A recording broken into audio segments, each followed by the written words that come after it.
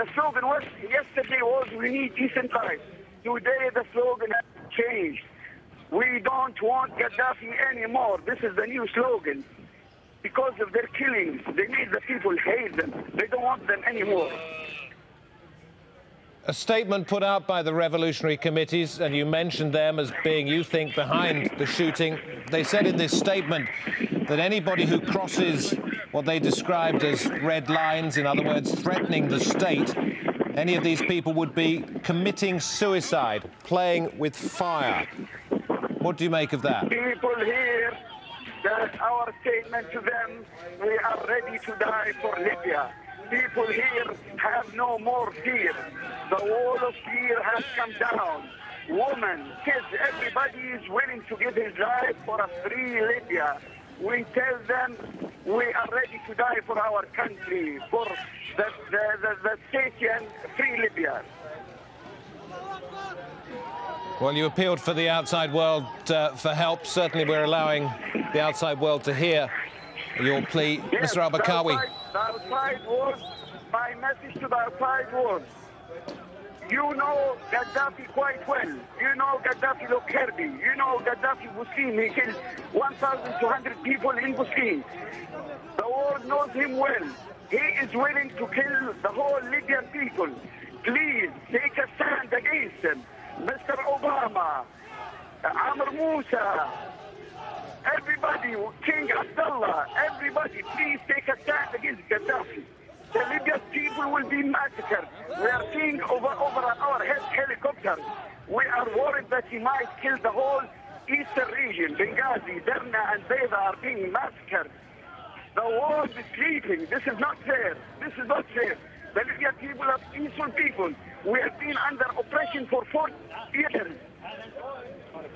They are killing people in the heads and in the stomach. Africans, brigades, French-speaking Africans are given $12,000 to kill the Libyans. This is unfair. Mr. Obama called Gaddafi. He only listens to threats. Threaten him. Otherwise, you are responsible with him for what's happening in Libya. Obama can now open the phone and talk to Gaddafi if he wants. Otherwise, the Libyan people will not have any good relations with America. Unless America has a good stand now, we will not have relations with them. We want good relations with the whole world. But whoever stands with us, we will have a good relation with him. Thank you. Whoever stands with Gaddafi will become our enemy. Mr. al-Bakawi, thank you. Thank you for talking to us on this news hour. Well, that's the situation as described by an engineer in Benghazi in the east of Libya. Moving to Yemen, and we understand at least 6 people there have been killed during anti-government protests in the last 24 hours. It was billed by some as a Friday of rage.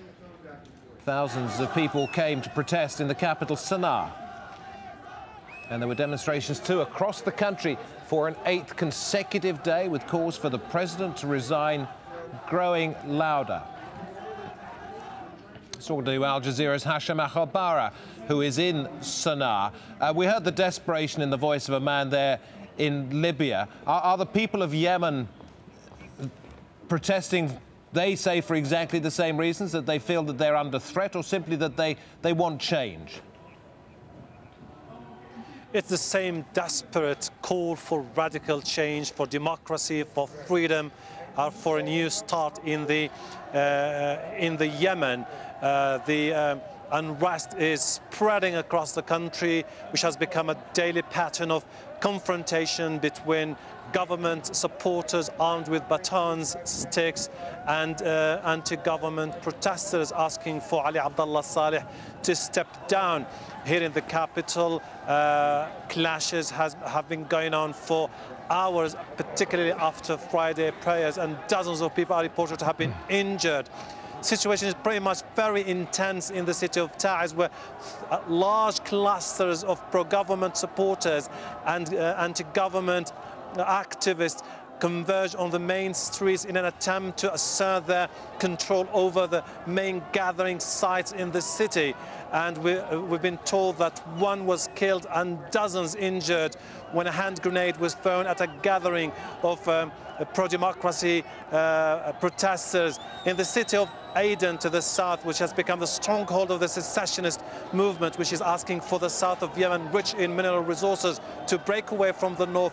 One was killed and many others injured. We're expecting the number of the casualties this day to climb in the hours to come because of the scope and magnitude of clashes and confrontations between both sides. In a first reaction of the US, which is a major a key ally of President Ali Abdullah Saleh, the US embassy expressed concerns about the rise of attacks here in the capital Sana'a, in some of the instances with the presence of Yemeni government officials in the sites where the pro-democracy protesters are being attacked, and it has urged the government of Yemen to ensure the safety of the reformists and also to allow them freedom of expression and also the freedom to rally whatever they would like to do. Hashim, I mean, those are their demands, their wish. Are they getting anywhere at all? They're saying that they will build up the momentum for their cause, and that despite the fact that some of the rallies are not really huge in numbers compared with what we've seen in Tunisia and in Egypt, but they are pretty much confident that this is going to be the beginning of the end of for the regime and the start of the pro-democracy wave that they hope would wash away the political establishment. In the latest development, the opposition has finally entered the political fray. It has in the past distanced itself from the protest, but now it is saying that it is pretty much concerned about the attacks against its own people on the streets of the capital and across the country, and that they will ensure that those who kill the civilians will be punished soon. OK, Hashim, thanks very much indeed. Just to update our viewers, the story we had at the top of this news hour about a suspected live fire in Bahrain, and the number of casualties the doctors at the main hospital had said that they were receiving and how desperate the situation was there. We are hoping very soon to be able to talk to a doctor at the Salamania hospital in Manama. While we wait for that connection to be made, yeah, these are pictures from Manama in Bahrain, and this is the funeral procession for one of those killed during the course of the last few days. Now, it was after one such funeral procession, not this one, I understand, but a funeral procession for one of the first people to have died, in fact, the first one to have died in clashes earlier on this week. It was as the 3 days of mourning came to an end that the live firing took place. And our correspondent there said a short while ago he was still hearing shots being fired and ambulances rushing, rushing past. We are still trying to get in touch with one of the doctors at the hospital. While we do that, we're going to take a look at what's happening in Egypt, which of course inspired the popular revolt that's spreading across the region.